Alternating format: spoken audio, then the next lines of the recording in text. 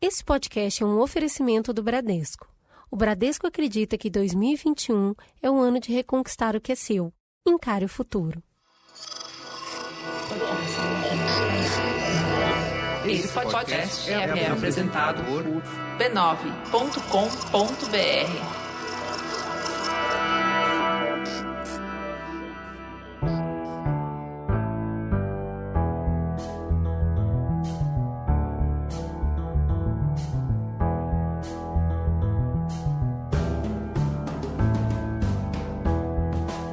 Mamileiros e mamiletes, sejam bem-vindos ao nosso espaço de encontro com respeito e empatia. Eu sou a Juva Lauer. Eu sou a Cris Bartz e esse é Mamilos, o podcast que faz jornalismo de peito aberto. Se prepara que hoje a conversa tá quente.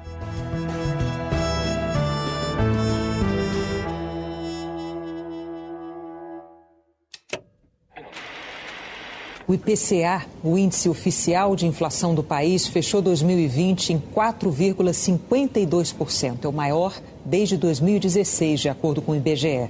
E foi na hora de abastecer a geladeira que os brasileiros mais perceberam essa alta dos preços, principalmente a população com renda mais baixa. E o preço do tomate, hein, minha gente? Nas alturas, né? Muita gente, na verdade, deixou de comprar esse fruto. Alguns consumidores estão preocupados com o almoço de Páscoa. É que um dos itens que não pode faltar na mesa de algumas famílias, a batata inglesa, tá bem cara, viu, gente? O produto sofreu um aumento de 80%. Pode isso? O arroz, pacote de 5 quilos, R$40, isso é quase que precisava chamar o GAT, ou o BOP, ou o GOI, Grupo de Operações Especiais. O litro da gasolina vai subir 23 centavos, quase 9%. No ano, o reajuste acumulado já supera os 50%. O aumento para o diesel vai ser de 15 centavos, 5,5%. O combustível já subiu quase 42%. O IGPM, conhecido como Índice do Aluguel, subiu 2,94% em março e já acumula alta de 31,10% em 12 meses. Com a pandemia, um velho conhecido dos brasileiros volta a sentar na mesa. Inflação é um termo bastante específico da economia. Um pouquinho de inflação é normal, saudável e até esperado para a maioria dos países. A economia é complexa e dinâmica, e qualquer alteração acaba refletindo no todo como um dominó. A inflação começa a virar um problema quando a taxa dispara. Isso indica que tem algo a mais pressionando a economia. E a gente nem precisa dizer qual é o algo mais dessa vez, certo? O Brasil está entrando num patamar novo e ainda mais perigoso da pandemia. O alerta é da Fiocruz. Não é só que a pandemia bagunçou as regras do jogo. É que ela subiu no tabuleiro, derrubou todas as peças, depois virou a mesa. Se a economia já é sensível às pequenas mudanças, imagina quando a gente fala da paralisação de tudo e da morte de quase 3 milhões de pessoas pelo mundo. É bagunça na entrada, com todo mundo tentando se adaptar ao isolamento social, e para compensar é bagunça na saída também, com a volta da demanda com mais força do que o mercado pode suprir. Vira tudo um grande leilão. Aumenta a demanda, aumenta a procura, em consequência, aumentam os preços. Nos outros países, mais gente vacinada leva a menos taxas de contágio. São pessoas querendo produzir e circular. Para ajudar, a OPEP, que controla o preço do petróleo, diminuiu a oferta e o preço voltou a subir. Para falar a verdade, está disparando. E isso leva não só a gasolina, como o diesel, a aumentar, mesmo que a gente não esteja com toda essa demanda. Quem entrega encomenda aqui no Brasil é o caminhão. A gente já falou desse nó rodoviário no Brasil em episódios anteriores do Mamilos, lá atrás, no episódio 14 e no 150. Ou seja, combustíveis mais caros num país que só roda pela estrada, preços mais altos. Mais transporte, mais produtos, mais entregas. Lá vem mais demanda. Os portos do mundo todo estão um caos, num efeito que a gente chama de desorganização da cadeia produtiva global. O frete nunca ficou tão caro, tem congestionamento de navios. De um jeito que, se um barco não enche, não compensa sair do cais, levando encomendas de um país para o outro. Menos importação, menos produtos disponíveis, preços mais altos. Para a gente ainda pode piorar porque tem alta do dólar. Na crise, investir no real vale cada vez menos a pena. A taxa de juros cai, menos dólar circulando, maior o preço da principal moeda do mundo. E um efeito da globalização é a gente precisar bastante do dólar para fazer praticamente qualquer coisa com o resto do mundo. E tome preço mais alto. Fábricas paradas, lockdown em vários estados e os itens mais básicos vão escasseando. Eu estou falando de seringa, carros e até embalagens de produtos. Mas os supermercados não pararam. E aí os serviços essenciais precisam acionar serviços considerados não essenciais. Já sabe, né? Preços mais altos. Depois de um ano e várias tentativas, a vacinação segue como a única perspectiva de um dia sair dessa ciranda. Mas no pior mês da história da pandemia para o Brasil, enquanto a gente perde mais de 3 mil pessoas todos os dias, enquanto os hospitais entram em colapso, a vacinação ainda está muito longe de alcançar a velocidade com que as 2 novas variantes do coronavírus se espalham pelo país. Cada vez mais pessoas estão desalentadas, sem dinheiro e sem perspectivas. O auxílio emergencial, que salvou muitas famílias da miséria, foi cortado em dezembro e, quando voltar, terá uma amplitude menor e um valor menor. O desemprego está batendo uma taxa recorde, mais de 14 milhões de pessoas sem trabalho. Com alto risco de morrer ao sair para procurar trabalho, fica difícil se recolocar no mercado. E numa hora que o Brasil precisa de liderança para ter uma diretriz, o que a gente escuta do presidente é uma súplica. Nós estamos conversando, o produto da cesta básica aí, não estou pedindo um sacrifício, né? Patriotismo dos grandes donos do supermercado para manter o preço, a menor margem de lucro. E a resposta dos empresários veio na mesma moeda, no maior estilo se não tem pão, que comam brioches. Com o preço do arroz em alta, ouvimos o presidente da Associação Brasileira de Supermercados defender a substituição do arroz pelo macarrão. A ideia é que os supermercados passem a promover o consumo de massas. No meio desse ping-pong, outras crises institucionais aumentam ainda mais a temperatura do clima, que já era tenso. E o presidente Jair Bolsonaro alterou o comando de 6 ministérios hoje. Braga Neto deixou a Casa Civil para assumir o Ministério da Defesa, que antes era comandado pelo general Fernando Azevedo e Silva. Agora, o Luiz Eduardo Ramos vai comandar a Casa Civil. O Ministério da Justiça e Segurança Pública agora fica sob a responsabilidade do delegado da Polícia Federal, Anderson Gustavo Torres. O Ministério das Relações Exteriores vai ser comandado pelo embaixador Carlos Alberto Franco. Antes, a pasta estava sob a responsabilidade de Ernesto Araújo. A deputada federal Flávia Arruda vai assumir a Secretaria de Governo da Presidência da República. E a Advocacia Geral da União fica a André Luiz de Almeida e Mendonça. Sem uma resposta efetiva do governo, as pessoas se voltam para outras alternativas. Quem quer agir no combate à pandemia tem muitas frentes para atuar, inclusive de doações. Uma alternativa paralela, que foi a salvação de muita gente. Nos 2 primeiros meses da pandemia, mais de 3 bilhões de reais foram arrecadados para projetos sociais. Pessoas com fome, sem ter onde dormir, onde morar, como pagar o gás, encontram alento em iniciativas voluntárias. Mas mesmo essa iniciativa foi diminuindo. E nos últimos 2 meses, o que já foi 3 bilhões virou apenas 19 milhões. E a tendência, infelizmente, é só diminuir. A situação das famílias em Paraisópolis está bastante complexa. Aumentou o número de pessoas desempregadas e aumentou também a fila de pessoas que pegam marmitas das mãos de Maria. Esse é o Gilson Rodrigues, presidente do G10 Favelas, líder comunitário na favela de Paraisópolis, em São Paulo, e que está à frente de uma iniciativa de distribuição de marmitas na comunidade chamada Mães de Maria. Para você ter uma ideia, nós tínhamos 10 mil marmitas sendo oferecidas por dia e agora elas variam entre 500 e 700 marmitas. Tem dia que nós temos pessoas na fila que saem sem poder levar sua marmita para casa. É uma situação de calamidade em que a fome aumentou bastante. É como se nós estivéssemos vivendo num país do home office e um país da fome. Nesse novo normal, as pessoas se acostumaram com a fome e com o desemprego. As doações diminuíram drasticamente e a gente percebe que isso tem feito com que a gente praticamente pare as operações. Temos feito uma campanha que é a hashtag Panelas Vazias, pedindo para que as pessoas nos ajudem se mobilizando através do nosso site www.g10favelas.com.br e nos doem. Quando nós falamos que servimos 10 mil marmitas por dia e agora são 500, parece um número distante. Mas se a pessoa puder doar uma marmita, alimentar uma família por R$10, doar R$10, já seria de grande ajuda. Se todo mundo ajudasse, teríamos uma situação muito melhor daqui para frente.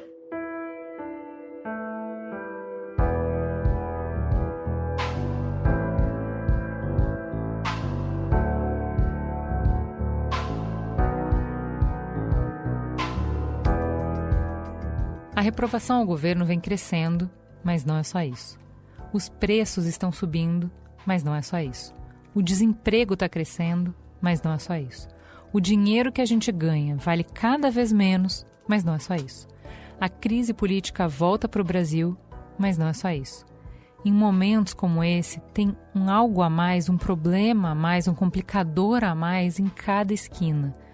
E aí, a nossa sensação de angústia se encontra com a nossa sensação de desamparo. Tudo misturado vira uma grande revolta. Não dá para esperar pelo emprego, não dá para esperar pelo governo, não dá para esperar pela filantropia, mas a gente precisa arranjar alguma solução. O sentimento de que algo precisa mudar e se tornar uma ação. Então vem a pergunta à mente: falta acontecer algo a mais para essa panela de pressão explodir?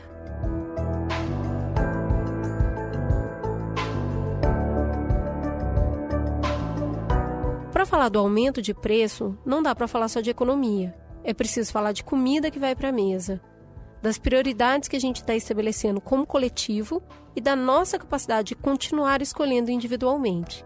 Para isso, a gente trouxe duas pessoas muito interessantes para nos ajudar. Começando pelo Bruno Caraza, que é analista de política, economia e direito, é colunista no Valor Econômico e professor da IBMEC e na Fundação Dom Cabral. Ele é autor do livro Dinheiro, Eleições e Poder. Você pode encontrá-lo no Twitter, no @BrunoCaraza, com 2E, no Instagram como @BrunoCaraza e também no LinkedIn. Para completar a mesa, Celso Rocha de Barros, doutor em Sociologia pela Universidade de Oxford e colunista de Política na Folha de São Paulo, que você pode seguir no Twitter, no @NPTO.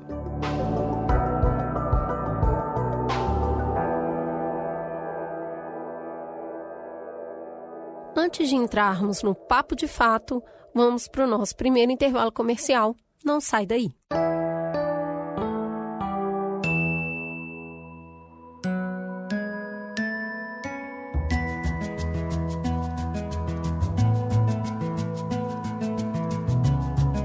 Quem gosta de podcast, acompanha porque é uma conversa íntima, ao pé do ouvido, gostosa de escutar. Mas conversa de verdade é uma via de mão dupla. A você que está nos escutando, primeiro a gente quer deixar um muito obrigado. Depois a gente quer te fazer um convite. Vem continuar a conversa com a gente. Nas nossas redes sociais é que o papo flui. Depois de acabar de escutar esse programa, vai lá no Instagram ou no Twitter contar pra gente o que você achou de tudo isso. No Instagram, no Facebook, no Twitter, você nos encontra no @mamilospod. A gente também está no LinkedIn, conversando com as empresas e com os profissionais mais diversos do mercado. Procura lá pelo Mamilos Podcast e vem ver tudo que está rolando de palestras e conversas corporativas.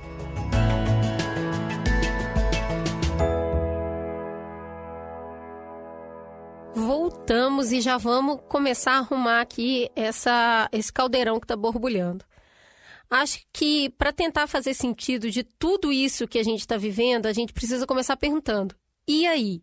Nunca antes na história desse país? Essa situação ela é realmente nova? Existe algum paralelo com o que a gente está enfrentando? Se sim, que tipo de paralelo vocês traçam e em que medida? Bom, acho que a pandemia é o grande ingrediente aí nesse caldeirão que vocês citaram que surpreende, né? pegou todo mundo de surpresa, ninguém esperava isso no mundo, e de repente ela vira o mundo de pernas para o ar. E o problema da pandemia, especificamente no Brasil, é que ela já pegou a gente de imunidade baixa, né, para usar um trocadilho infame aí, né? A situação do Brasil já não era boa, né? O Brasil vinha aí começando a se recuperar bem lentamente, de modo bem frágil, incerto, inseguro, de uma recessão muito profunda, muito violenta que aconteceu aí em 2015, 2017, 2018. A gente vinha num período de tentativa de colocar a casa em ordem, né, principalmente na questão fiscal do Brasil, e a pandemia chega e joga tudo para o alto, né?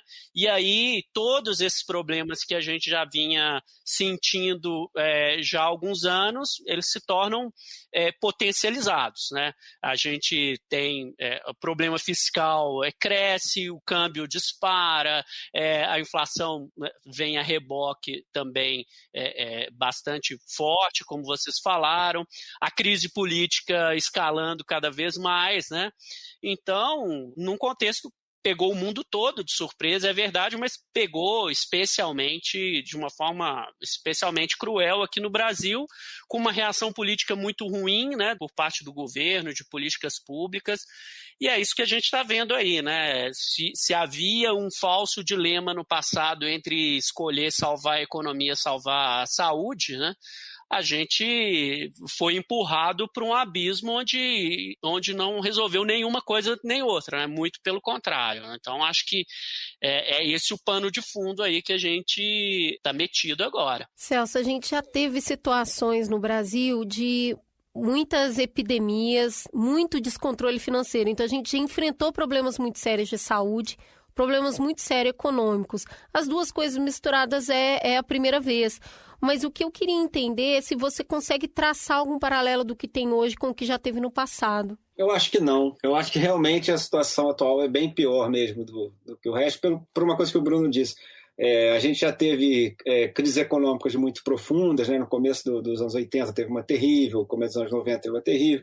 Se fosse só isso, a gente sabia mais ou menos o que se faz. Enfim, é sempre doloroso, mas tem remédio e todo mundo sabe qual é o remédio. Enfim. Da mesma forma, a gente já teve problemas de saúde pública sérios. Esse aí é mais sério até do que outros que a gente teve recentemente. Mas também não chega a ser um mistério, quer dizer, assim, os países que conduziram bem o combate à pandemia seguiram uma receita mais ou menos simples, fizeram isolamento social, compraram vacina lá em abril, maio do ano passado. Se não me engano, os primeiros contatos do Dória com a China foram em abril, uma coisa assim. Porque todo mundo sabia que quando aprovasse a demanda ia explodir, então, enfim, tinha que começar cedo, né? Então, assim, não era nada também impossível de lidar. Assim, obviamente, em nenhum cenário a pandemia seria fácil, tranquila, etc. Isso aí todo mundo sabe. Mas o Brasil tem muitos problemas, mas não ser capaz de vacinar a gente não é um problema que a gente tinha. Assim, isso a gente sabia fazer como país rico. Assim, a gente tinha a mesma capacidade de fazer isso que um país rico. Até melhor do que alguns, né? Por exemplo, o Brasil faria muito melhor do que os Estados Unidos, por exemplo. Eles estão penando lá porque eles estão tendo que desenvolver uma estrutura que eles não tinham, né? Exato. Então, assim, o Brasil já tinha estrutura para isso, de modo que também, se fosse só a pandemia, também ia ser doloroso, ia morrer gente e tal, mas a gente sabe também o que é para fazer, entendeu? E crise política é mais complicada. Essa é das piores que a gente teve. Assim, a gente está numa crise política já faz alguns anos. Pareceu que ia estabilizar com a eleição de 2018, porque aí venceria. O impeachment foi uma crise bastante divisiva, né? Assim, criou bastante animosidade na sociedade brasileira. Pareceu que isso podia ser resolvido na eleição de 2018, porque se ganhasse alguém que daí em diante tivesse um mandato eleitoral e pudesse governar normalmente, talvez a vida brasileira voltasse mais ou menos ao normal. Mas ao invés disso venceu o Bolsonaro, que era um candidato contra tudo que está aí, né? Enfim, um candidato que não é grande fã da democracia, que não tem grande interesse nesses problemas normais da administração pública, enfim. Então, se fosse só isso, novamente, se fosse só isso, tinha jeito também, entendeu? Assim, até impeachment, quer dizer, que numa situação normal já teria acontecido, sei lá, nos primeiros 15 dias de mandato do Bolsonaro, entendeu? Assim, pela quantidade de crime de responsabilidade que ele já cometeu. Mas quando você junta tudo isso, aí realmente eu não consigo imaginar um equivalente na história da República Brasileira que seja tão tempestade perfeita assim, não. Mas então, se a gente não consegue encontrar paralelos na nossa história, talvez nos ajude a dar perspectiva o paralelo com outros países emergentes como o Brasil. Porque, como vocês mostraram, o Covid é uma crise sanitária global, não é só nossa. O preço do petróleo, a desorganização da cadeia produtiva, por exemplo, são pressões para todos os países. Considerando esses desafios comuns, como é que as nossas respostas, as nossas estratégias se comparam às dos outros países? Do ponto de vista econômico, até que a reação inicial do governo seguiu o protocolo que os outros países seguiram, né? Tinha uma preocupação com acabar o crédito na economia, porque os bancos, numa situação de crise em que tem perspectiva de que as empresas vão quebrar, os bancos não vão emprestar dinheiro. Então, o Banco Central agiu até muito rápido a respeito disso, foi até um dos bancos centrais mais proativos do mundo em tentar resolver esse problema do crédito. A parte econômica, né, do Ministério da Economia, eu acho que já demorou mais um pouco, né? Acho que a equipe do Paulo Guedes, né, o Paulo Guedes, ele subestimou a crise, mas depois de um tempo, acho que caiu a real e começaram, né, pensaram no auxílio emergencial, que foi algo que também todos os países fizeram, né, abrir o cofre e transferir dinheiro para as pessoas mais pobres, as pessoas que perderiam o emprego. Então, a resposta não foi ruim. O problema, na minha opinião, é que a gente carece de problemas estruturais que já vinham há muito tempo na economia brasileira. Então, quando a crise chega, né, ela pega o Brasil já com uma taxa de desemprego que já estava muito alta, né, a gente tem um problema crônico na nossa sociedade, que é o alto grau de informalidade, de subemprego na população. Então, já tinha muita gente que estava desamparado, aí, que não tinha garantia da carteira assinada e, do outro lado, não estava nem no radar do governo em relação à Bolsa Família, programas de transferência de renda, né? Então, quando chega a crise, ela pega de uma forma muito avassaladora um contingente muito grande de população, né, que até chamaram de invisíveis, né?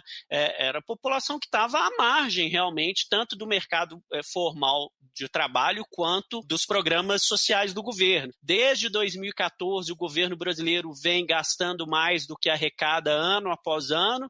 Então, quando a crise chega no Brasil, já não tem mais dinheiro, né? Já não tinha dinheiro antes. Então, o governo tem que se endividar cada vez mais, e aí se endividando, aumenta o risco do Brasil, e aí o câmbio dispara, e aí detona uma série de engrenagens econômicas, né? O câmbio disparando, o real foi uma das moedas que mais se desvalorizou aí desde o início da pandemia, né? O câmbio acaba contaminando principalmente alimentos, né? Que é uma coisa que pesa muito no orçamento, principalmente dessa população mais pobre, que perdeu o emprego, sem falar que a pandemia também expõe outros problemas crônicos que a gente tem, né, na saúde, por exemplo, a distribuição irregular de leitos aí pelo Brasil todo, né? Então, acho que a pandemia acaba expondo várias fragilidades que a gente tem em termos econômicos e em termos de políticas públicas também. Então, acho que isso destoa, né, a situação brasileira acaba destoando de outros países que já estavam mais preparados para enfrentar uma crise como essa da pandemia. Celso, é o truco. Por quê? Truco porque a gente está falando do mundo inteiro. Então, a gente não está falando do melhor primo, daquele que passa em concurso público, do mais inteligente. A gente não está falando do vizinho que é o mais rico, do que é super comportado. A gente está falando do bairro inteiro, da família inteira. Tem os mais pobres, os mais ricos, tem os mais organizados, os menos, os mais inteligentes, os menos. Então, assim, entendi tudo que o Bruno falou. Obviamente que se a gente não fez o dever de casa antes, se a gente já tinha problemas estruturais, na hora da tempestade, é o telhado de quem não consertou durante o verão que vai romper primeiro. Mas a gente não está sozinho nas nossas dificuldades, nos nossos obstáculos, nas nossas carências. E é isso que eu te pergunto, olhando ao redor para outros países, uma Índia, por exemplo. A Índia, eu garanto que a Índia não tem todo esse cenário bonito que deveria ter para conseguir responder. Quando a gente compara com a Índia, que tem uma população enorme, que tem desafios muito grandes, assim como o Brasil, e assim como tem potências muito grandes, assim como o Brasil, né? Ela pode muita coisa e tem muito obstáculo. Quando a gente olha para a nossa resposta e a resposta deles, a gente está indo bem? A gente está na média? A gente está indo mal? Qual é que é? Na comparação internacional, o nosso desempenho é desastroso. Nosso desempenho é muito, muito ruim. Assim, é vergonhoso, realmente. É um dos pontos baixos da história brasileira, o tamanho do vexame que o Brasil está dando internacionalmente no momento. Entendeu?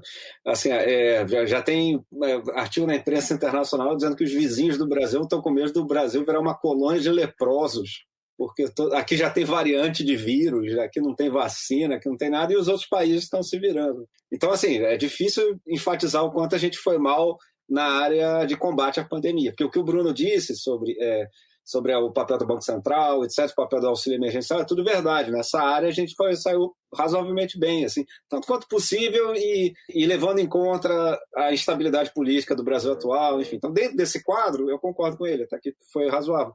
Mas na prática do combate à pandemia em si, é difícil achar um caso que seja tão ruim quanto o nosso. O Ian Bremmer, o cara da Eurasia, que é uma das maiores consultorias do mundo, ele diz claramente, o Bolsonaro foi o pior líder do mundo no combate à pandemia. Entendeu?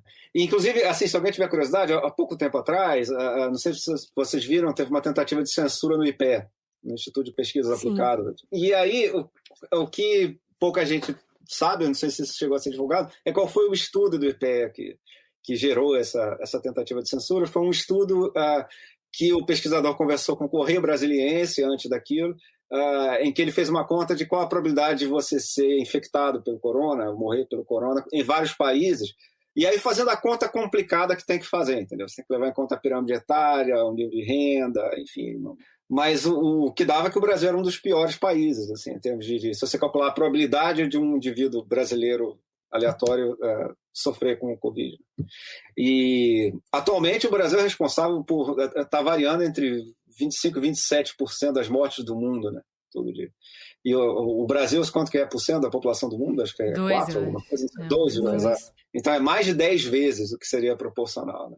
Então, assim, é um absoluto desastre, assim, é uma absoluta catástrofe, assim, é um negócio que até assim, a gente não tem palavras para descrever um negócio desse, entendeu? Então, assim, basicamente o Brasil está ferrado porque o Brasil não combateu direito a pandemia, entendeu? E, assim, eu tenho até, assim, é um eufemismo dizer que não combateu direito, né? Assim, o Brasil o governo federal, o governo Bolsonaro tem uma política absolutamente desastrosa de negacionismo, de sabotar, não basta não fazer nada, né? Tem que sabotar as iniciativas de isolamento social que os governadores e prefeitos tentaram fazer, e ele não comprou vacina. Se fosse um roteirista de novela, estava todo mundo xingando, né? Que isso não é possível. Entendeu? Não serve assim, um roteiro de filme. Exato, o presidente chegou a falar, não vou comprar vacina. Que... Bruno, eu queria dar um passinho atrás, quando você estava fazendo toda essa análise técnica econômica e você citou a variação cambial, outros países do mundo também abriram esse cofre, ofereceram auxílio, e isso também passa pelo processo de endividamento, de gerar esses papéis para poder distribuir. E o que aconteceu com o nosso câmbio de tão diferente para a nossa moeda ter desvalorizado tanto, já que outros países também fizeram isso? Faz sentido o valor que o dólar está hoje? Isso é uma conjunção aí voltando, né? Problemas do passado com problemas do presente, né? Sem dúvida nenhuma, todos os países, a maior parte dos países recorreu a um gasto sem precedentes na história, né? Para combater os efeitos da pandemia. Então, fizeram transferência de renda para as pessoas, né? Concederam crédito para principalmente micro e pequena empresa, que é quem normalmente emprega mais numa economia, né? Então eles torraram as economias e endividaram. Isso foi de A a Z, praticamente no mundo inteiro, todo mundo seguiu esse receituário e continua nesse receituário. receituário, né? Os Estados Unidos acabaram agora de aprovar um segundo pacote assim super volumoso de transferência de renda e de suporte para a população. Então, todo mundo seguiu a mesma cartilha.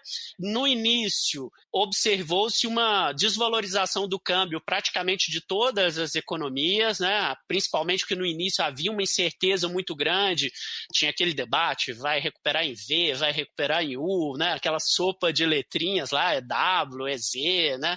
Não se sabia, então houve um estresse no câmbio generalizado no início do ano passado, mas à medida que os países foram implantando as suas políticas, tanto econômicas quanto de combate, né, de saúde ao Covid, e as pesquisas de vacinação também foram dando sinalizações positivas de que teríamos uma vacina logo, né? Tudo foi voltando ao normal, né? Exceto países com problemas crônicos e uma péssima gestão da crise, né? Então, ou por um motivo ou por outro, né? Brasil, Argentina, Turquia foram países que vivenciam um estresse muito grande em relação ao seu câmbio. E no caso brasileiro, né, tem esse problema fiscal nosso, que já era crônico, né, já vinha de muito tempo, porque o câmbio, na verdade, ele é um jogo que envolve várias pessoas que estão ali nesse mercado, né? O câmbio é um grande mercado onde importadores, exportadores, grandes fundos de investimento, gente que quer trazer dinheiro, gente que quer mandar dinheiro do Brasil lá fora, todo mundo se encontra, né? As pessoas costumam falar assim, o mercado, mas o mercado são milhares de agentes que estão interagindo ali diariamente, né? E esse tal mercado começou a ver que as coisas não estavam boas aqui no Brasil, né? Seja porque a gente já tinha problemas graves, seja porque a nossa gestão da crise estava absolutamente desnorteada, né? O governo não conseguiu coordenar minimamente esforços, né, de União, estados e municípios para combater a pandemia. Então, os números começam a mostrar, né? Vai crescendo o número de mortos, o governo não encaminha uma solução para vacinação. Esses agentes começam não são bobos, eles começam a ver, opa, peraí, a crise lá no Brasil vai ser mais grave e mais duradoura do que no resto do mundo. Então, as coisas no mundo vão se normalizando, vão se encaminhando, mas tem alguma coisa errada lá, e isso acaba pressionando o câmbio. Então, o que você está dizendo esse estudo do IPEA que o Celso estava falando, que mostra que o Brasil tem a pior condução da pandemia, ou quer dizer que o brasileiro tem mais chance, probabilidade de morrer de Covid do que no resto do mundo, se a gente não tem acesso a esse estudo, o câmbio pode ser um índice, um jeito de nos contar isso, que o câmbio diz qual é a confiança que o resto do mundo tem de que vai dar ruim. O câmbio é como se fosse um termômetro dessa visão desses agentes a respeito da saúde da economia brasileira. A gente observa, monitora a economia brasileira igual médico, né? Tem medidor de pressão, tem termômetro, né? Tem os aparelhos que medem os batimentos cardíacos, estetoscópio, né? Quando a gente vai analisar a economia, a gente olha vários indicadores, né? Inflação é um deles, de atividade industrial, de consumo das famílias, e o câmbio, ele é uma variável muito importante nesse aspecto, porque ele dá uma medida em tempo real, né? Porque é negociada ali a cada segundo, né? Então, o câmbio estando disparado, né, como ele está no Brasil já há algum tempo, ele reflete, sim, que o paciente Brasil não vai bem, né? E isso preocupa, porque ele retroalimenta uma série de outros problemas, né, como a inflação, por exemplo. Então tá, já que crise pouca bobagem, com esse cenário super complexo que vocês já falaram, a gente soma problemas bem domésticos, como essa instabilidade política que a gente estava citando, o Celso estava citando antes. Então, a gente acabou de ter mudanças nos ministérios que o Bolsonaro fez, a crise com os militares. A gente acabou de ouvir, antes de começar a gravar, que o Guedes está ameaçando desembarcar de novo. Como que isso acrescenta tensão nessa panela de pressão? Como e quanto a política interna do Brasil influencia essas dificuldades que a gente está enfrentando? Como que a política influencia no preço do tomate, por exemplo? Politicamente, assim, o Brasil elegeu em 2018 um líder que é um dos populistas autoritários, né, que foram eleitos ao redor do mundo, mais ou menos começando um pouco ali na crise de 2008 e se agravando um pouco nos anos recentes. O Brasil foi um dos casos em que aconteceu isso. Não é uma peculiaridade completa do nosso país. Assim, isso aconteceu em vários lugares. Assim, houve uma certa crise da democracia, assim, não necessariamente o fim da democracia, isso é uma coisa que tem que ficar claro. Do mesmo jeito que, por exemplo, a crise de 2008 não acabou com o mercado ou o capitalismo, enfim, mas é uma crise, quer dizer, as coisas funcionam pior nesse momento. E no Brasil, esse populista autoritário, que é o Bolsonaro, tem uma peculiaridade com relação aos seus congêneres no resto do mundo, que é a sua ligação com as Forças Armadas. Então, assim, se você pegar, por exemplo, os países que servem de modelo para o bolsonarismo, isso, se alguém tiver paciência para pesquisar, isso é fácil de achar nos grupos bolsonaristas, nas páginas de Facebook deles e tal. Seriam, por exemplo, a Hungria e a Polônia, que estão caminhando em direção ao autoritarismo, bem mais na Hungria do que na Polônia, mas sem golpe de Estado, sem tanque na rua, atirando. Eles vão mudando a legislação, vão mudando a composição do Supremo, vão domesticando a imprensa, enfim.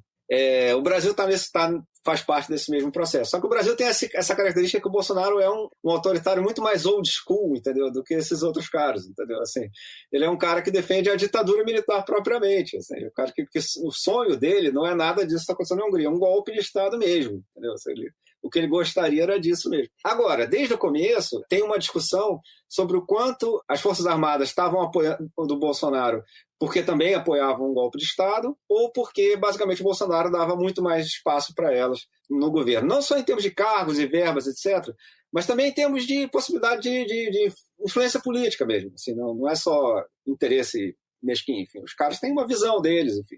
E, aparentemente, a gente chegou num ponto em que o Bolsonaro, na semana passada, parece ter pedido para as Forças Armadas que elas se comportassem de maneira mais golpista. Ele quer que o exército seja o exército dele. Ele quer ser tratado como comandante do exército. E o Pujol, que era o chefe do exército até outro dia, desde o começo do governo Bolsonaro, ele deixou claro que essa não era dele. Ele falou, tá bom, você quer encher de milico aí no governo, você pode encher, tá tranquilo, eu acho ótimo, eu voto em você, tranquilo, mas aqui eu vou tocar o meu exército aqui profissionalmente separado. E o Bolsonaro odeia isso, naturalmente, porque parte do jogo deles é dele constantemente ameaçar o golpe de Estado, sendo ou não capaz de implementar, mas a ameaça cria um impasse e aí ele negocia a saída. Né? E dessa vez, aparentemente, ele foi longe demais, assim, ele superestimou as próprias forças, porque ele pediu para os caras fazerem isso, para eles saírem em defesa do governo. Aparentemente, ele queria que o Pujol criticasse a decisão que tornou o Lula elegível. Ele queria que as Forças Armadas se manifestassem contra o lockdown. Entendeu? Ele queria post em redes sociais, né? Então, assim, uma grave pressão sobre influenciadores digitais. Exato. Né? Não, e no fundo, assim, ele quer um post do ministro do Exército, porque o post do ministro do Exército não é o meu post, certo? Assim, entendeu? Se você não cumprir o que eu digo no meu post, não tem risco nenhum de você levar um tiro.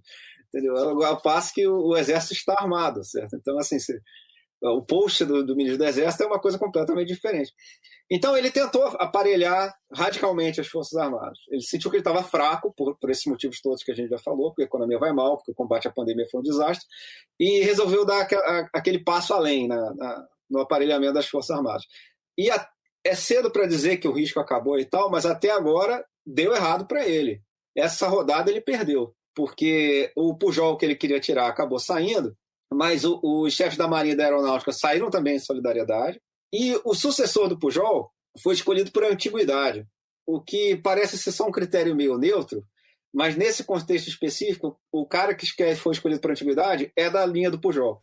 Né? Deu bem ruim. E não é só que ele é da linha do Pujol, ele é um cara que era responsável pela área de saúde do Exército e que dentro do Exército seguiu todas as recomendações da OMS. Putz, eu vi a entrevista com ele, eu fiquei muito brava. Pois é, entendeu? Fiquei muito brava. Eu falei, vocês sabiam tudo isso, e aí a saúde estava na mão de militar, como é que a gente tá nessa zorra, cara?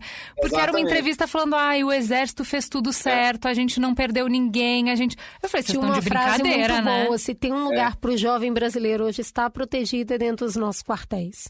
E deve ser mesmo, entendeu?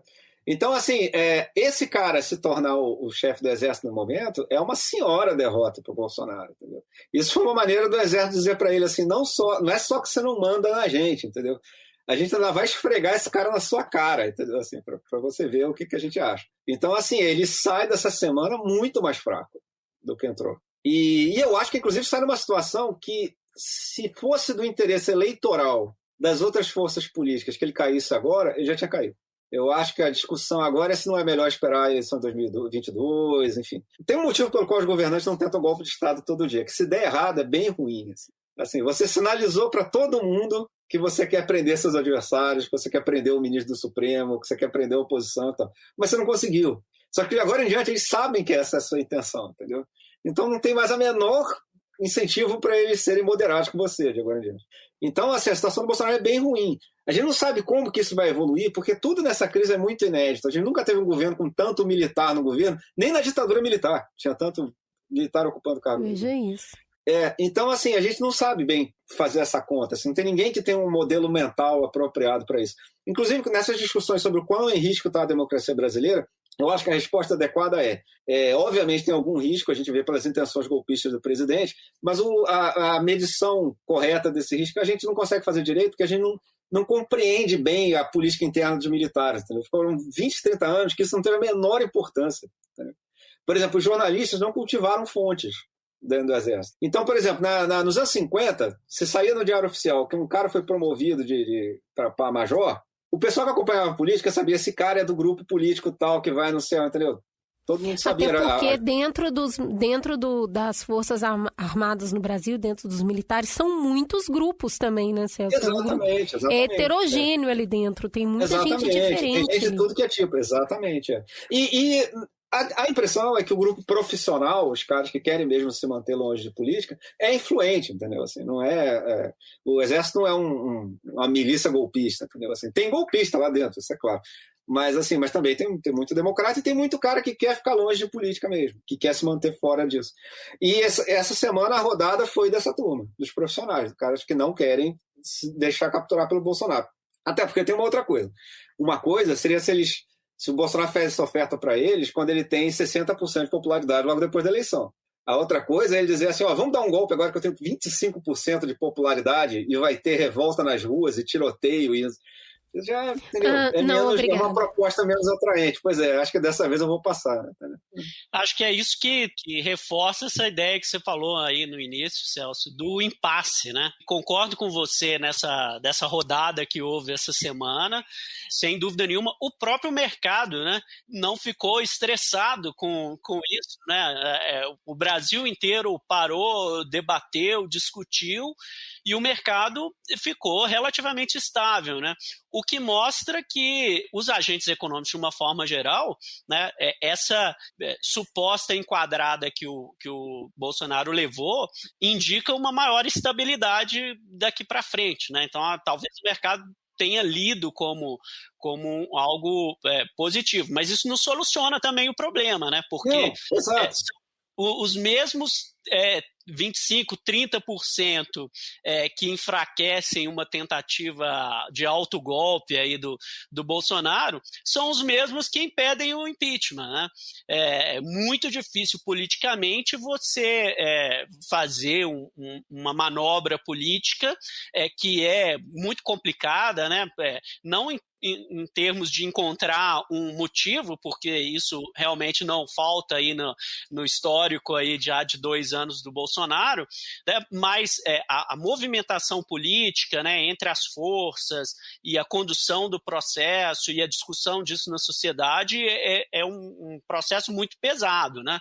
E a gente vive esse impasse, porque 30% é pouco para um autogolpe do Bolsonaro, mas, por outro lado, inviabiliza o impeachment. Então, e também para o Brasil, a tendência é a gente continuar se arrastando entre essas microcrises aí que são criadas políticas e a dificuldade imensa de dar solução, tanto para o problema da pandemia quanto para o problema da recuperação da economia. Então, a gente está numa armadilha, está metido num buraco. Ô Bruno, só para a gente encerrar esse bloco e passar para o próximo, eu queria só que você falasse do futuro, então, da nossa discussão da semana que vem, que pelo jeito vai ser o Guedes.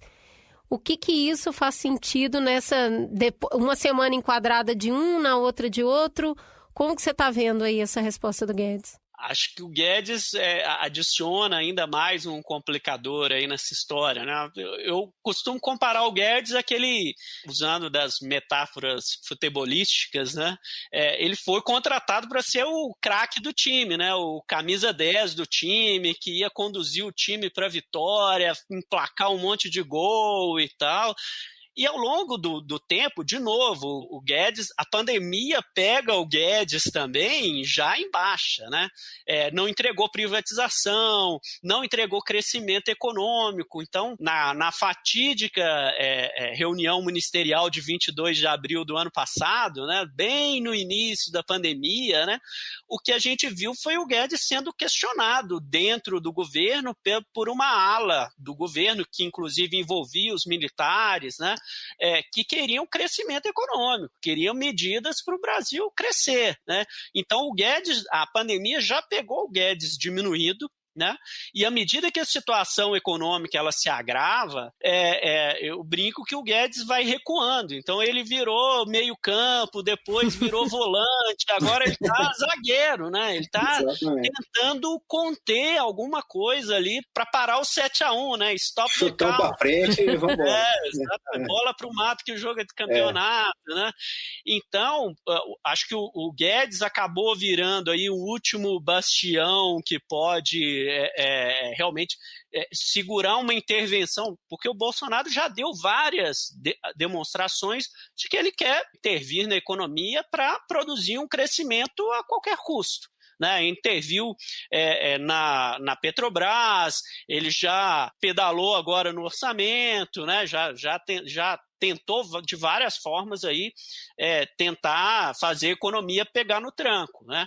E o Guedes acabou reduzindo aí uma figura que está segurando as pontas para o caso não ficar pior, né? Se ele cai, acho que aí o estresse em termos de câmbio e tudo mais, talvez até se agrave, pelo menos provisoriamente, até que o governo sinalize como que ele quer conduzir a economia para o restante do mandato. Então é mais um fator de incerteza, insegurança e risco que a gente tem aí pela frente. Bom, diante desse primeiro bloco que temos aí um cenário levemente arranque os seus cabelos, a gente vai falar daqui a pouquinho sobre uma perspectiva, algumas possibilidades. Vamos para o intervalo comercial porque é muita coisa para digerir.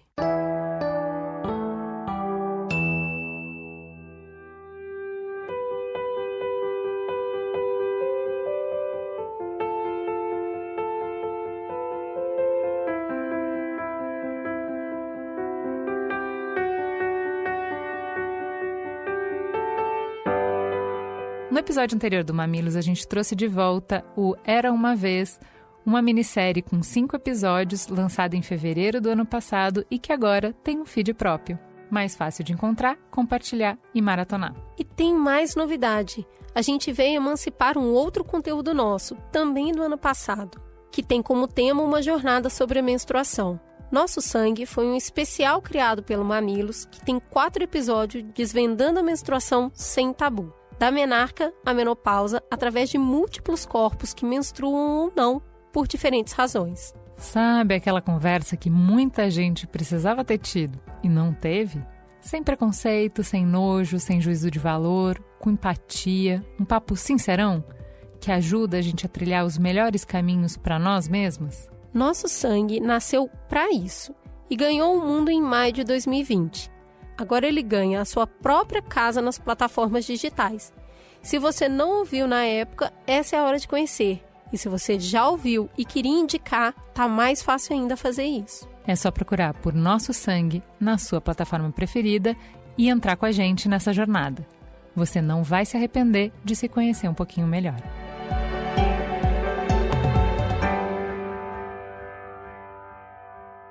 Voltamos então. E aí, para abrir esse bloco, eu queria perguntar o que a gente pode esperar dos próximos meses. Então, assim, a gente explorou bastante as implicações de tudo que está acontecendo, por que os índices estão dessa forma, como que uma coisa interfere na outra.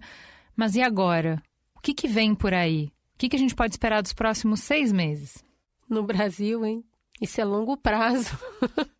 Assim, nos próximos 6 meses, acho que não tem muito o que esperar, não. Eu acho que o desastre da pandemia está contratado. Assim, eu acho que tinha que ter comprado vacina, não comprou. Enfim, eu estou na torcida aqui para esses governadores e prefeitos conseguirem fazer alguma espécie de lockdown, ou enfim, dessas medidas parciais de isolamento, que à medida que a crise se prolonga vai ficando cada vez mais difícil politicamente, mas eu torço para eles tentarem. Esses caras estão tentando, a gente tem que respeitar, porque eles estão arriscando a reeleição deles, entendeu?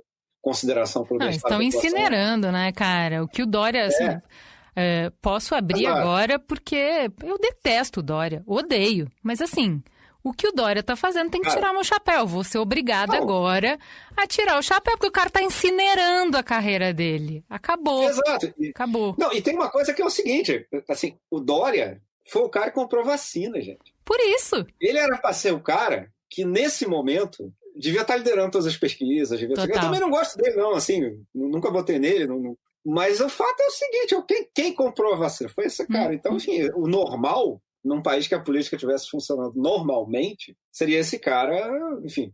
E ele só está apanhando, entendeu? Então você vê que as coisas estão bem disfuncionais, né?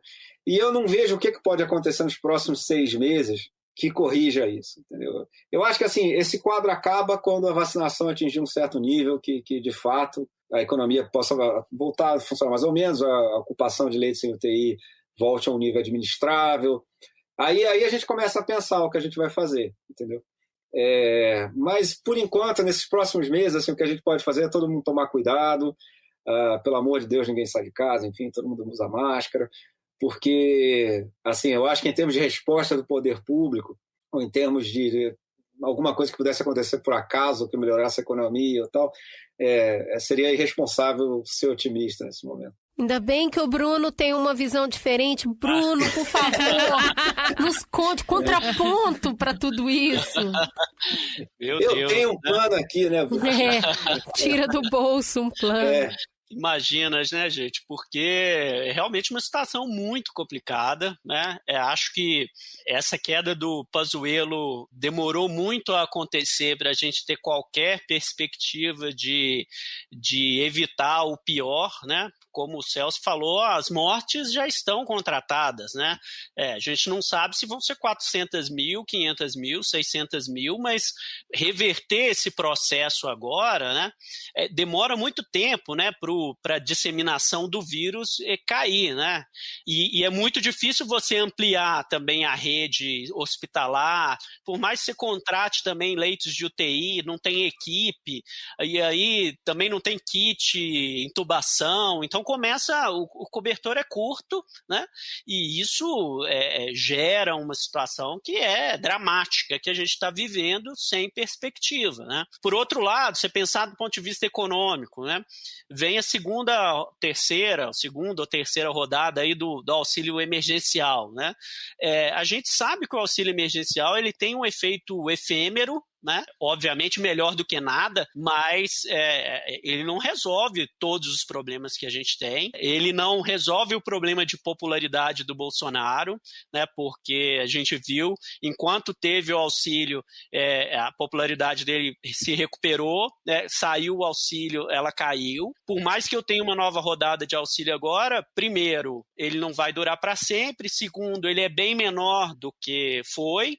Terceiro, ele vai frustrar muita gente, porque ele tem uma amplitude menor do que foi o do ano passado. Então, tem muita gente que está esperando receber o auxílio e não vai receber. Então, a gente não sabe o quanto que isso vai impactar em popularidade do Bolsonaro, e a gente não sabe o quanto que isso vai ser uma injeção de recuperação da economia, né? Fazendo um exercício meio poliana, né? Aqui, tentando ver o copo que está ali quase vazio, né, como um pouco cheio, né, pouquíssimo cheio. Tem a vacinação que aos trancos e barrancos ela está avançando, então pode ser que surjam novas, né, a Fiocruz engrene aí um processo de produção mais acelerado, o Butantan, chega alguma vacina aí da Índia, da Rússia, né?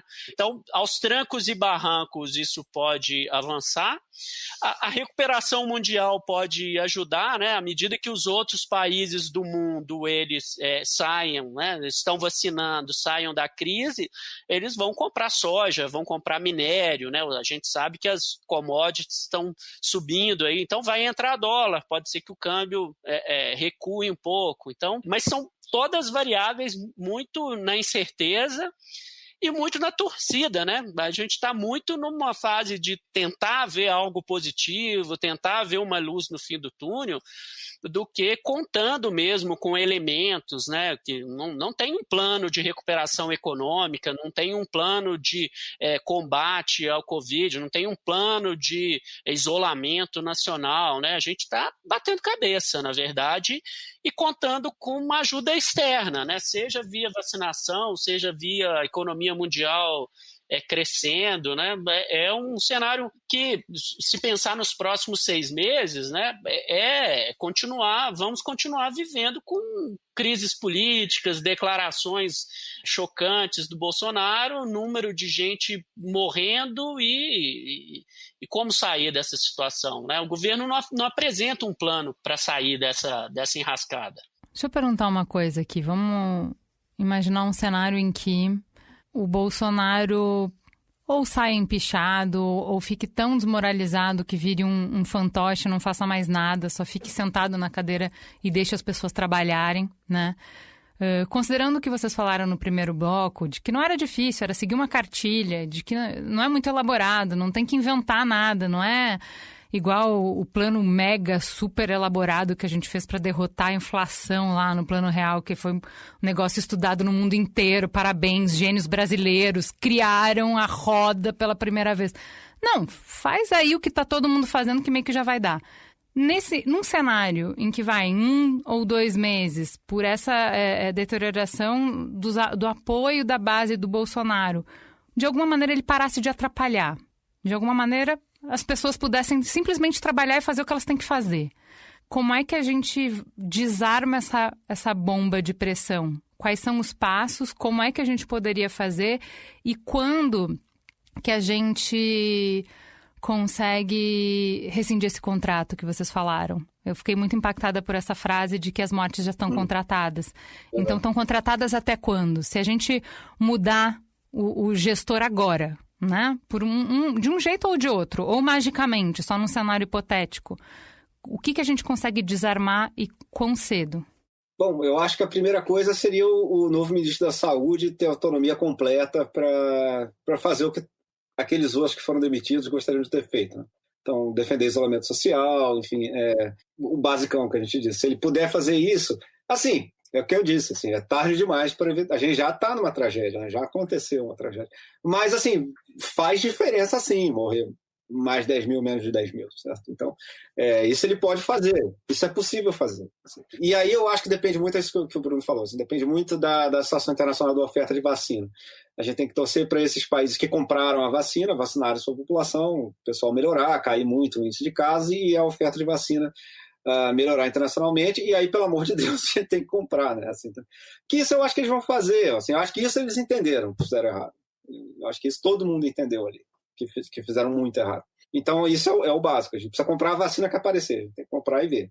Daí em diante, eu acho que aí que é o difícil de ter com um governo que aposta no conflito o tempo todo. Né? Porque aí eu acho que realmente seria o caso da gente tentar fazer um certo pacto entre governo e oposição, entre as diversas forças políticas, para bolar um plano de recuperação que, ao mesmo tempo, botasse o Brasil para funcionar de novo, mas que fosse mais ou menos sustentável no longo prazo. Né? Assim, então, assim, eu acho que isso aí o Bolsonaro realmente ia ter que estar em coma, alguma coisa assim, um negócio qualquer, assim, porque eu não sei como é que isso seria possível numa situação como essa. Né?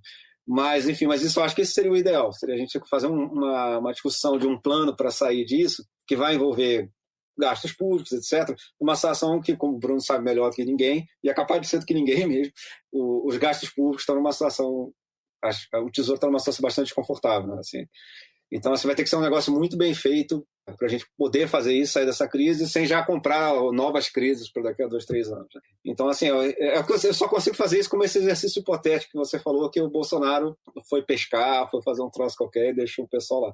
Eu não vejo ele compactando com nada disso, mas em tese eu acho que seria isso. Mas vamos lá, Bruno, eu queria trazer para você que o Bolsonaro, ele percebeu que ele não consegue combater a pandemia e ele renunciou, tá? E agora quem entrou no cargo reconhece a gravidade de tudo que a gente está passando e vai tomar as medidas necessárias. Mas na nossa conversa aqui a gente já falou da falta de credibilidade da população com respeito a isso.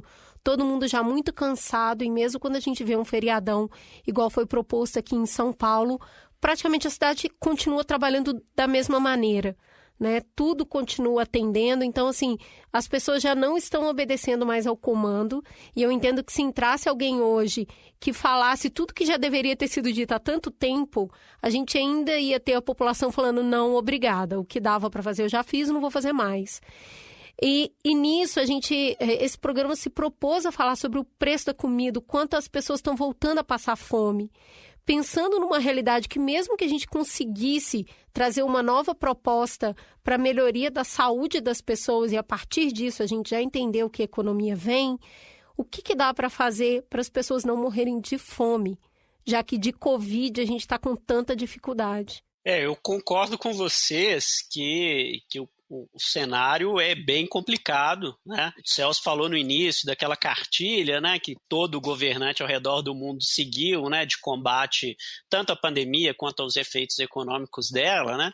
Agora é um cenário bem diferente, né? Como você colocou, fica muito difícil você falar para a população agora para ficar em casa depois de um ano com 20 milhões de pessoas que estão ou desempregadas ou que desistiram de procurar emprego, né? Eles nem entram na estatística do desemprego, né? Saiu ontem no IBGE, né? Você tem 14 milhões de pessoas desempregadas e 6 milhões que desistiram de procurar emprego. Então tem 20 milhões de pessoas, são 20 milhões de chefes de família, né? Que estão aí sem renda. É muito complicado ter uma saída fiscal para apoiar essa população com essa situação que a gente já se encontra, né? Por mais que você recorra a endividamento, o endividamento vai gerar mais pressão sobre o câmbio vai gerar mais pressão sobre alimentos, né? Para voltar aí ao tema inicial da inflação. E, na verdade, do ponto de vista da gestão da saúde, né? Também a gente não tem muito onde seguir para resolver essa situação, porque a gente não tem como, num passe de mágica, ter vacinação para todo mundo no curtíssimo prazo e nem expandir de forma muito expressiva leito de UTI, kit de intubação e por aí vai, né? Então, na verdade, o que a gente tem pela frente, e isso, independentemente, né, do comportamento do Bolsonaro, mesmo se o Bolsonaro não estivesse aí, já exigiria de qualquer governante no país, numa situação agora, uma política mesmo de contenção de danos, né, de ver o que dá para fazer para tentar reduzir um pouco essa trajetória aí da Covid. Então, é algo muito difícil, é algo que eu acho que a classe política, inclusive, acho que acordou para isso agora. A classe empresarial brasileira, eu acho que finalmente caiu a ficha, né? A gente viu recentemente aí a carta e as manifestações, né, do empresariado, de banqueiros, né? Então, acho que caiu a ficha. Acho que todos esses agentes, né, seja do mercado, seja da classe política, já estão se articulando para, de uma certa forma, tentar encontrar algum tipo de saída. E agora o que vai ser chave aí vai ser o comportamento do Bolsonaro, né? Porque se ele partir para o confronto, né, fica muito difícil buscar soluções, né? Na verdade, ele vai jogar gasolina aí nesse incêndio que está tomando conta do Brasil. Então, é difícil pensar em soluções mesmo. A gente ficou numa encruzilhada complicada e vai exigir muito debate, conversa, articulação para buscar soluções mínimas aí para esse caldeirão aí. Ô Celso, tem muita gente querendo entrar nessa presidência que vai pegar um país em cacos, hein? Pensa nisso, o Bolsonaro, seja ele a continuar ou qualquer outra pessoa que venha substituí-lo numa próxima eleição, é interessante ver uma disputa política tão grande para uma nova eleição quando o novo presidente pegaria esse país com uma população devastada emocionalmente, economicamente, e uma coisa que eu nunca vou esquecer é que é uma época que a gente está sem sonho. Isso eu nunca vou perdoar, viver numa época onde a gente não tem sonho. A gente olha para os nossos filhos e fica se perguntando como é que a gente vai fazer, que hora que a gente volta a ter escola, amigos, avós, liberdade para ir na rua. Então, eu acho até interessante, por que tem tanta gente querendo assumir? Isso aí é a confiança do homem branco, hétero, cis, ou Celso? Como é que é isso? Vou resolver, hein? Passa a bola pra mim, toca pro pai. Tá 7-1, amigo. São 49 do segundo tempo e você tá lá na beira do campo aquecendo aqui, ó. Toca pro pai, escala eu, me chama. Exatamente. Deixa que eu resolva. Eu acho que parte é isso, sim. Agora, eu acho também que tem outra coisa. Tem um pouco isso que o Bruno falou antes. Pode ser que algumas coisas ajudem. Assim, é o que eu digo, o que não tem cenário otimista é enquanto não vacinar, entendeu? Isso aí não tem nada para fazer. Mas eu suponho, pelo amor de Deus, né, que até o final do ano isso já esteja bastante encaminhado, né, e que 2022 a questão da vacinação já esteja mais ou menos resolvida, mesmo que não plenamente, enfim. Com o pessoal vacinado, aí a gente começa a recuperar alguma funcionalidade, né? E aí eu acho que isso que o Bruno falou da situação da economia mundial, por exemplo, pode ajudar bastante o próximo presidente. Se você tem uma alta de commodities agora, e tem gente que inclusive acha que vai ter uma alta meio longa, que vai ter um outro período bom, isso certamente deve ajudar o próximo presidente. Talvez essa próxima eleição seja boa de ganhar, assim, dependendo dessa situação da economia internacional, porque tem eleição que é melhor perder. Entendeu? Imagina o cara ganhou e tem a pandemia logo em cima dele. Né? Mas, assim, talvez a próxima seja boa de ganhar, talvez tenha essa questão do cenário internacional ajude. Também tem o fato de que talvez isso eu já noto claramente no sistema político, assim, há um certo cansaço de radicalização entre os políticos, entendeu? Assim, o pessoal já Nossa, que saudade do Temer, olha Exato. Isso. Então, assim, já tá um pessoal meio assim, tipo, olha, teve essa radicalização toda, esse negócio que você vai... Não, eu quero um político de estimação, alguém assim, ó... Muito gente, não tô falando que eu tô defendendo o Dória aqui, gente. Pelo amor de Deus, olha o que esse ano tá fazendo comigo, entendeu? Dória estadista. Que é isso, gente? Não, olha só, eu moro no Rio e assim, eu vejo o Eduardo Paes fazer coisas assim, básicas. Aquele vídeo, né, do Eduardo Paes, eu não tô aqui querendo atrapalhar a minha cidade. Que eu ganho com todo mundo fazia, exato. Todo mundo fazia, ninguém... Não era notícia o cara fazer isso. E eu vejo ele fazendo, eu fico emocionado, entendeu? Assim... Quase chorei assistindo aquilo. Então pode ser que o próximo presidente seja beneficiado por isso também, entendeu? Eu não acho impossível que o próximo presidente faça um bom trabalho e tenha condições um pouco mais favoráveis assim, para conduzir essa recuperação, não. Agora, assim, para não parecer que eu terminei numa nota otimista, eu também não descarto a possibilidade do Bolsonaro ser reeleito. Entendeu? Assim. Eu também a gente vai encerrar esse programa, muito obrigada. Não, cara, depois de tudo que a gente falou, eu acho que isso vocês não têm nenhum direito de falar, cara. Assim, vocês estão demitidos, os dois. O programa inteiro a gente mostrando o caos que o cara semeou, mostrando que o cara é responsável por tudo que a gente tá passando. Vocês vão me falar que a gente vai escolher botar ele de novo? Aí não é possível, galera. Eu não acho que ele, no momento, seja favorito. Não é. Porque, primeiro colocar, era para ser. Até hoje ninguém perdeu reeleição. Entendeu? E na América Latina, a taxa de eleição, quando é reeleição, é altíssima. Teve 1 ou 2 caras que perderam, assim, sei lá, 30, não sei. Não, mas pela primeira vez eu quero copiar os americanos. Pois quero pra caralho. Exato. Tipo, não, desculpa, gente, eu só errei, não cometa o mesmo erro de novo, gol. Então, por isso que eu digo, assim, o fato do Bolsonaro não ser o amplo favorito já mostra o tamanho do desastre que foi o governo dele. Porque, em geral, o cara que se elege tem altíssimas chances de se eleger, né? Então, assim, você vê que só a gente não achar óbvio que ele vai ganhar já é completamente diferente dos outros. Agora, o que ele está contando? Ele já sabe que perdeu a briga da pandemia. Isso aí ele não vai ajeitar. Então, ele vai esperar, vai aguentar, vai ficar apanhando ali no canto do ringue. E o que ele está contando é que quando a vacina melhorar a economia, ele vai mentir que foi ele que melhorou a economia, e aí ele entra no ano eleitoral forte, entendeu? E eu não sei se isso vai funcionar, não, sabia? Eu acho que... Eu não acho que um plano excelente, não. Não, mas eu acrescento alguns fatores aí, Celso. Eu acho que, primeiro, ele tem 25% a 30% de apoiadores que foram absolutamente insensíveis aos 300 e tantas mil pessoas que morreram até agora, né? Então agora é o pior momento dele de popularidade, com esse tanto, morrendo 4 mil pessoas por dia, e ele mantém 25% de pessoas que acham que o governo dele é bom ou ótimo, né? O que é algo, assim, surpreendente, porque se você olha para esse fator, né, ele não entregou nada para esses 25% a 30%. Ele não entregou crescimento econômico, ele não entregou políticas públicas, ele não entregou transferência de renda, a não ser o auxílio emergencial, que foi muito efêmero, né? Então, ainda assim, né, temos 25% da população que o consideram esse governo bom ou ótimo. Então, tem alguma coisa aí, né, que tem a ver, eu só posso identificar isso como as pessoas que se veem nele, pessoas que acham que ele fala a língua deles, pessoa que acha que ele é gente como a gente, né?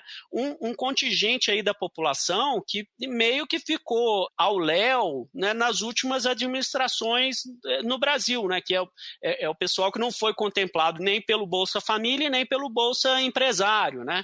E esse pessoal, né, que sente as agruras aí de um Estado muito burocrático, muito pesado, com péssimos serviços públicos, esse pessoal ainda vê no Bolsonaro como uma alternativa, que pelo menos fala a língua deles, né? E se esse pessoal não o abandonou aí ao longo do tempo, porque muita gente abandonou, né? Tanto que ele caiu de 40 e tantos % para 25%, mas esses 25% tenho dúvida se vai abandoná-lo. Mas Bruno, precisa surgir. Mas Bruno, ele não se elege com 25%. Não, exato. Para ele se eleger, ele vai precisar do apoio dos militares, ele vai precisar do apoio desses empresários, ele vai precisar o apoio de quem tem grana, de quem tem acesso a meios de comunicação, de tudo, porque ele teve isso. E aí o ponto é, se essa galera deu a carta branca para ele antes, eu já não vou conseguir perdoar por isso, tá? Vamos deixar bem claro. Mas agora, depois de tudo que aconteceu, se ele tiver apoio dessa galera que decide as coisas, que influencia as coisas, agora eu não entendo. Agora, se a gente não tiver uma frente única de tipo, tá, olha só, vocês votem quem vocês quiserem. A gente só vai tirar esse cara no primeiro turno. O segundo turno, cara, vai com Deus, escolhe quem você quiser. Não me interessa. Eu tô vendendo meu voto aqui. O Bruno me diz em quem que eu vou votar, eu voto em quem você quiser. Tirando o Bolsonaro no primeiro turno, em quem você quiser. Voto, tranquila. Voto pior, eu voto no Levi Fidelix, gente. Esse é o ponto, entendeu? Levi Fidelix, mal não vai fazer. Mal do jeito que esse cara fez, não é possível que ele não tem nem a capacidade. Bom, pessoal, vamos trazer essa conversa para o trilho? Vamos trazer ela aqui para o trilho, que a gente foi lá, fomos para longe aqui.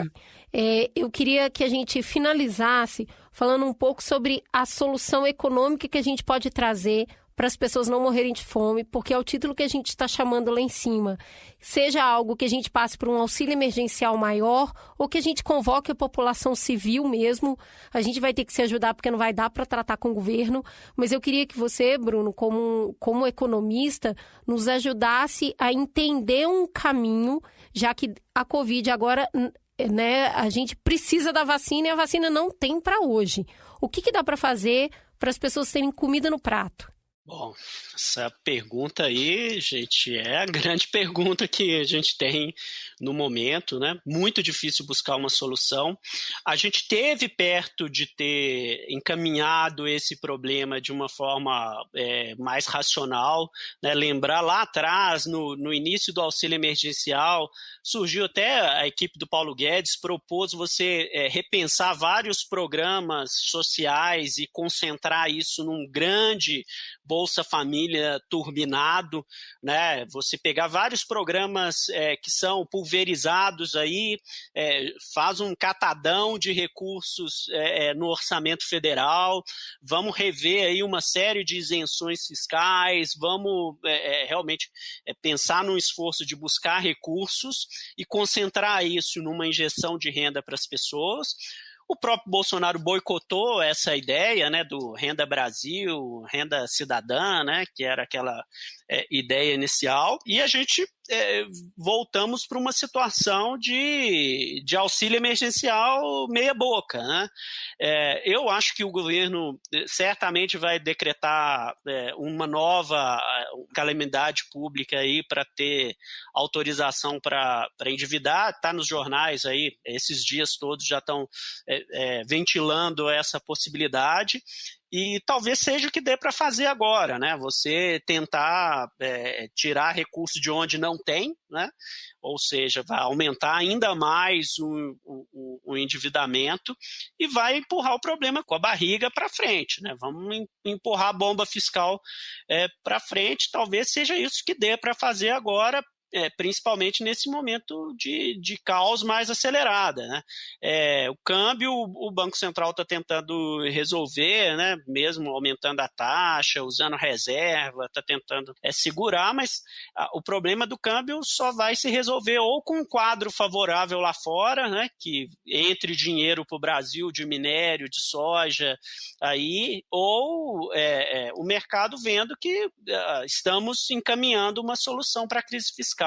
Senão a pressão do câmbio vai continuar e a inflação também. Então, é um cenário bem complicado, né? É isso, então temos um programa, Juliana, um programa complicado, um programa que dá um desaniminho, né? Tá tipo assim, muito realidade esse programa, né? Então, mas precisa um pouco, né? Tem hora que a ser poliana chega a ser um desrespeito com quem está sentindo na pele o maior impacto de tudo que a gente está vivendo, né? Porque eu gosto muito da correção da analogia, que a gente não tá todo mundo no mesmo barco, né? A gente tá todo mundo sob a mesma tempestade. Mas tem uns que estão em iate, tem uns que estão em barquinho, tem uns que estão em canoa, tem uns que estão à deriva, né? Soltos no mar. Então, eu acho que faz parte da nossa responsabilidade também mostrar a fotografia sem maquiagem, sem retoque, né? Não tá bom. E o que a gente viu no segundo bloco, geralmente a gente faz uma análise no primeiro bloco e no segundo bloco traz soluções. Não só não tá bom, como não temos perspectivas de ficar bom num cenário curto, né? Independente, mesmo mexendo as pecinhas, vai demorar pra gente conseguir sair dessa. É isso, gente. Muito obrigada, Bruno. Muito obrigada, Celso. A casa é de vocês. Voltem mais vezes. Vamos falar de propostas aí no próximo encontro. A gente traçou um cenário que a gente precisava aqui e graças à ajuda e à competência de vocês. Então, muito obrigada pela participação. Valeu, gente. Desculpa aí. Dizem que economia é a ciência sombria, né? Então, acho que foi mais ou menos esse o espírito da nossa conversa. Mas, infelizmente, o quadro foi muito complicado, né? Desejo aí que todo mundo supere aí essa tempestade da melhor maneira possível, com menos náufragos, né? E afogados. É isso aí, concordo 100% com o Bruno. Agradeço muito o convite de vocês, foi um prazer, foi uma grande conversa e espero que a gente volte a conversar no futuro, se Deus quiser, sobre coisas muito melhores, sobre perspectivas muito mais, que gerem muito mais entusiasmo. Aquele fla-flu saudável político, sim, né? Saudade, aquela rivalidade gostosa, né? Exato. Menor. É isso, gente. Obrigada, viu?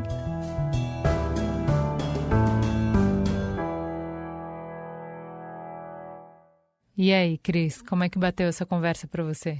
Tem um primeiro ponto que eu queria conversar, que é quando a gente passa por todas as análises iniciais ali nos 15 primeiros minutos de programa, que é o seguinte: se você for governar um país, você tem que conhecer a situação desse país, você precisa ter uma análise técnica muito forte, entender o que rege economia, saúde, educação, o que falta, o que são os pontos fortes e os pontos fracos.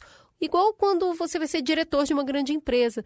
Você realmente precisa conhecer aquilo, porque quando bate uma crise, você precisa saber onde que aquela crise vai doer mais para você saber gerir o país. E o que a gente tem é uma inabilidade técnica muito grande. O que eu percebo é que a gente tem uma pessoa hoje no poder que não conhece o país que ela está, ela não conhece as instituições, como as coisas funcionam, como que uma coisa encadeia na outra, e o corpo técnico que ela tem à disposição que vai fazer as análises e entregar essas análises para tomada de decisão. Então, quando você ignora isso, você está às cegas. Você está pelo seu próprio juízo de valor, você está gerindo as coisas pelo que você conhece por ideias dos outros. E aí fica muito difícil tomar qualquer decisão. Ela não tem embasamento. E você, Ju, o que chegou e te derrubou? Eu não sei se eu concordo muito. Eu acho que ninguém está preparado para o cargo, mas as pessoas se cercam de pessoas boas, né? Então, não tem ninguém que sabe tudo, mas isso foi inclusive uma bandeira de campanha muito forte do Bolsonaro. Tipo, tudo bem, eu não entendo mesmo, mas eu tenho aqui um ministério de estrelas. Eu só tenho gente muito boa, então confia que vai, entendeu? Só que não adianta se você não escuta. E não é uma prerrogativa do Bolsonaro, né? A gente já teve outros presidentes, inclusive presidentes que a gente gosta, que não escutaram os técnicos, que não deram ouvidos para ninguém em algum momento, e não dá certo. Acho que o ponto em que converge a minha opinião com a sua é: não dá certo. Você fazer as coisas da sua cabeça, você não escutar ninguém, não dá certo. Para nenhum país, em nenhum momento. Para mim, o que bateu mais foi a frase: as mortes já estão contratadas. Para mim, isso aí me arrasou, assim. Porque eu entendo que é um linguajar muito técnico, que é... Ano passado, quando o Átila estava dando as previsões difíceis e tal, ele falou muito sobre esse trabalho difícil de você prever caos. Que é, se você prevê e as pessoas se alarmarem e agirem, o que você previu não vai acontecer. Então, se você for bem-sucedido, você vai ser desacreditado. Ser mal-sucedido, que quer dizer ninguém te escutar e ninguém fazer nada, aí o caos vai acontecer, você perde, porque não é do seu interesse que o caos aconteça. Então não tem cenário positivo para quem está avisando do caos. O que a gente está vivendo um ano depois é tudo que esses arautos do caos ficaram propagando, pedindo, agora vai acontecer. E do jeito que eles falaram adiantava lá, adiantava antes, agora... a gente tem que se preparar para o impacto, porque não tem muito o que fazer. Eu acho que isso que me deixou mais abalada, assim, de entender a gravidade, de que não é nem a vacina, no curto espaço de tempo, vai nos salvar. A gente vai continuar assistindo os números piorando semana a semana. Não tem um fim de curto prazo para esse lockdown que a gente já está cansado, esgotado, que a gente queria que fosse só mais 15 dias. Não tem fim. E nessa esteira o que bate para mim é quando ele fala que a gente ficou numa discussão inócua entre o que precisa ser salvo, a economia e as pessoas, e nenhum dos dois foi salvo. E hoje está muito claro que você salvar as pessoas, e é isso que salva a economia, e a gente jogou as duas coisas no buraco. Então, é um programa realmente muito complexo, muito difícil, porque por inabilidade, desconhecimento, um conservadorismo retrógrado, e muita ignorância, hoje a gente tem duas realidades muito duras no Brasil, que é a morte por Covid e a morte por fome. E num curto prazo, a gente precisa começar a falar de uma maneira muito madura sobre mitigação de danos. Como que a gente vai fazer cuidados paliativos? Como que a gente vai suportar passar por isso? Porque não tem nada que faça amanhã que vai gerar resultado. É igual em algum momento foi dito, né? É claro que a gente tem que continuar trabalhando para diminuir, mas já está feito. Então, como que a gente trabalha num cenário, e aí me vem a Jeane na cabeça, que é a psicóloga que já veio várias vezes aqui no Mamilos, que ela trabalha com contenção de danos, sabe? onde não tem uma solução para um cenário melhor, é arrumar o cenário ruim. O que dá para fazer para diminuir esse sofrimento? Dentro desse cenário, a gente pede encarecidamente que cada um faça tudo o que puder, e a gente indica 2 campanhas, a temgentecomfome.com.br e a campanha que o Gilson já falou aqui, que vocês podem apoiar no www.g10favelas.com.br. Com energia, com saúde, a gente consegue sair do buraco. Com mortes, não. A gente pode quebrar, mas se as pessoas estiverem vivas, a gente reconstrói. Agora é hora de dar de comer para as pessoas. E uma nota que realmente me sacudiu um pouco isso é uma crise, não é o fim. Tá muito difícil, ainda vai ficar muito difícil, mas não acabou. Tem muita coisa para frente. Eu achei muito boa a parte do programa que a gente começa a falar do próximo presidente. O que vai acontecer? Porque vai vir um próximo, gente. Sabe? Apesar de você, amanhã há de ser um novo dia. É isso. Vai ter outro dia, gente. A gente só precisa sustentar os nossos enquanto esse outro dia não chega. Então, por favor, todo mundo que puder, com tudo que puder, vamos doar. Eu queria aproveitar e fazer um agradecimento. Tem sido programas complexos, né? Difíceis de fazer e difíceis de ouvir. Mas é nesse momento que a gente precisa ser o adulto da relação, sentar na mesa, arregaçar as mangas e começar a construir o país que a gente quer viver. Obrigada para quem chegou até aqui. É isso, temos um programa? Temos um programa. Fica a gostosa sensação de um Mamilos muito duro no ar. Até semana que vem. Um beijo.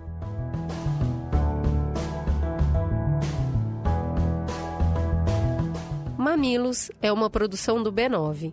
Eu sou a Cris Bartz e apresento esse programa junto com Juva Lauer. Para ouvir todos os episódios, assina aqui o nosso feed ou acesse mamilos.b9.com.br. Quem coordenou essa produção foi a Beatriz Souza, com pesquisa de pauta realizada por Iago Vinícius e Jaqueline Costa. Nos programas de história, a curadoria e o roteiro ficam a cargo da Déia Freitas. A edição do episódio ficou a cargo de Mariana Leão e as trilhas sonoras de Andy Lopes. A publicação dos programas fica por conta do AG Barros. A identidade visual do Mamilos é trabalho de Johnny Brito e as capas da Elo D'Angelo. O B9 tem direção executiva de Cris Bartz, Juva Lauer e Carlos Merigo. A coordenação digital é de Pedro Estraza, Lucas De Brito e Beatriz Fioroto. E o atendimento em negócios é feito por Raquel Casmala, Camila Maza e Thelma Zenaro.